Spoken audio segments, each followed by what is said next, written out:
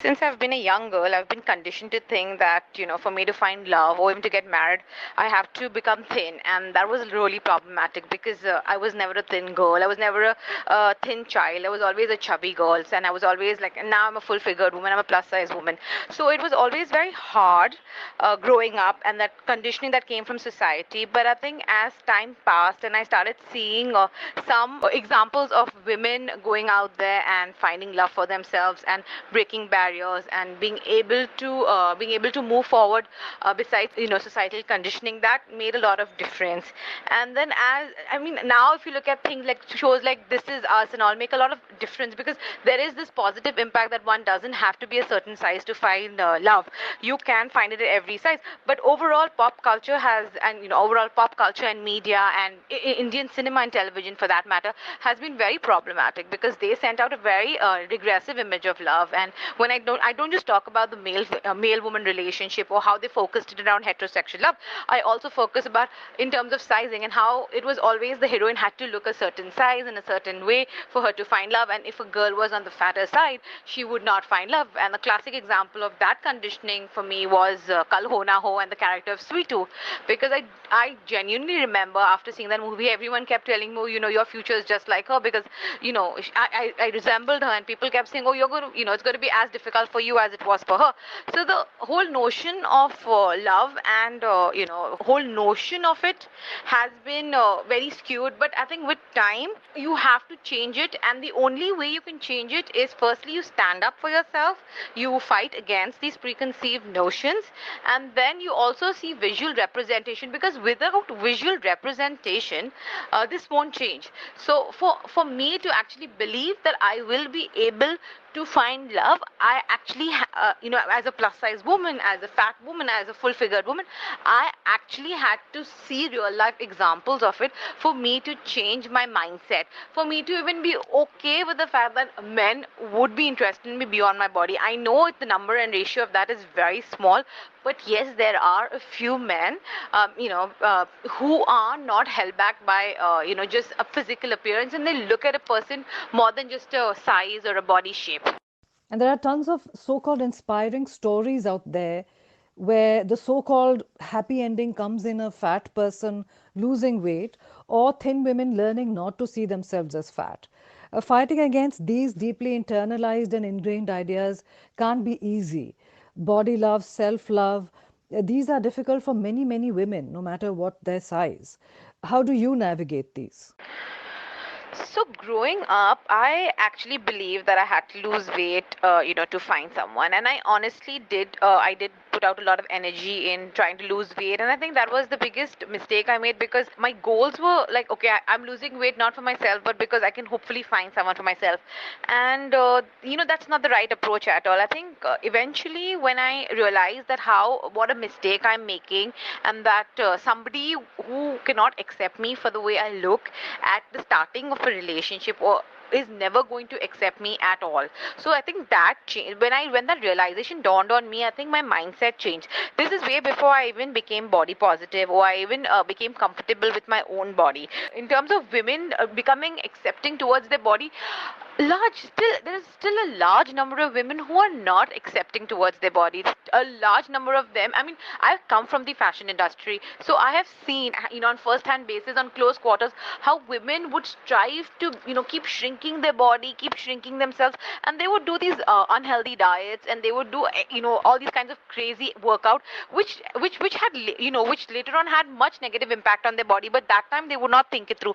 So I think what I did was, after a long time of internalizing the self hate and hating myself for it, I decided there's no point. If I want to survive, and if I want to survive the way I am, I will have to find a way to navigate this hate, this animosity that I feel towards myself from within, and then only will I be able to deal with it externally. So what I started doing was I started researching about this whole notion of how one can be comfortable in one's skin, and that eventually led me to the body positive movement. And then through that I realized a lot of these notions that we've considered as healthy and fit, the whole idea that you a certain type looks fit, that that all completely shattered for me. I figured out that I don't need to constantly count calories or kgs just to like be fit.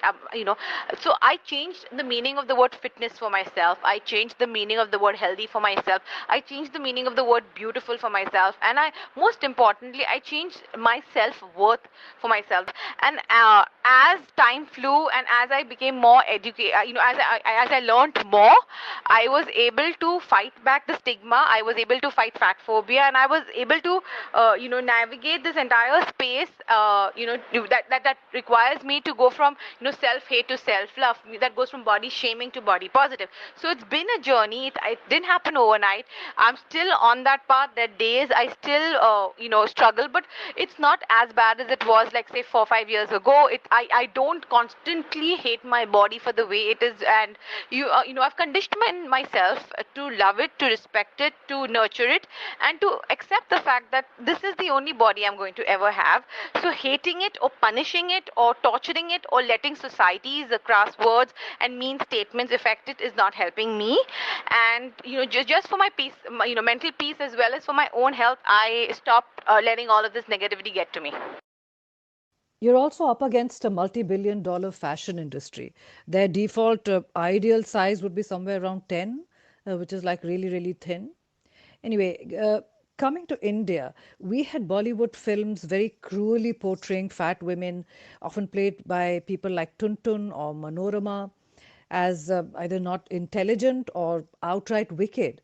How much has any of that changed? We still don't have any icons to look up to, do we? Okay, Bollywood. Okay, in terms of Bollywood, let's talk. You've mentioned the word tuntun, and that's kind of a triggering word for me because I grew up being called tuntun by a lot of boys in my area, and kids who would play with me. So it still kind of triggers, but not in a negative way because it reminds me of where I was and where I've come. And so like tuntun was years ago. Maybe when I wasn't even born, or maybe when I was a kid. Let's talk something in the near in the recent future. A movie like Dam Laga Ke Haisha, which was a very path-breaking movie in many ways, but it also was problematic because in the end of the day, we're sending the message that no matter how good the girl is, if she's fat, she has to marry a guy who's not on par with her. Like me growing up, we keep telling girls, I grew up listening to the word that I will have to compromise on the quality of the guy because I'm fat, and I shouldn't have to. That's a wrong message that we're sending girls. And in terms of Bollywood is not remotely inclusive. Women talk about how much weight they lost. Look at Alia Bhatt. She spoke about losing weight before getting into Bollywood. Sara Ali Khan spoke about it. Bhumi Pendekar. There's stories after stories of women, and these women take great pride in telling these stories that they lost so much weight just to make it in Bollywood.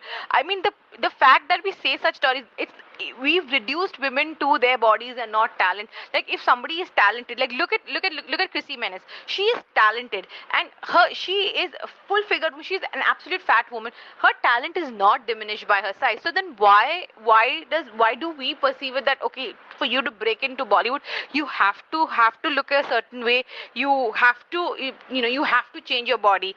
So I don't know, and we're not even, and also a narrative. We're not even creating a narrative where we can imagine a plus size woman as a heroine, where we can imagine a plus size woman, as the center of her story, as the lead, and not as some side character who's a friend or who's some cousin or something. Visual role models play a very important role in how we see ourselves and how we accept ourselves. So in that sense, there are no Indian icons for me to look up to in terms of body positivity, in terms of size acceptance. I maybe Usha Uttap, but she was never she was more of an actress. She was not really an actress, she was more of a singer, so you can't even consider her that mainstream. But no actress, no model, nothing comes to mind where I can say that okay, they've depicted a plus size woman in a positive light. We are also talking about love today, but not just romantic love or desirability. There's also love for children, love for the community, love for people around us. As a fat activist, how do you deal with the fact that a lot of times people, even doctors, flight attendants, co passengers, colleagues, are either in different and dangerous ways or they are literally tormenting, bullying fat people? This clearly puts pressure on fat people's mental health.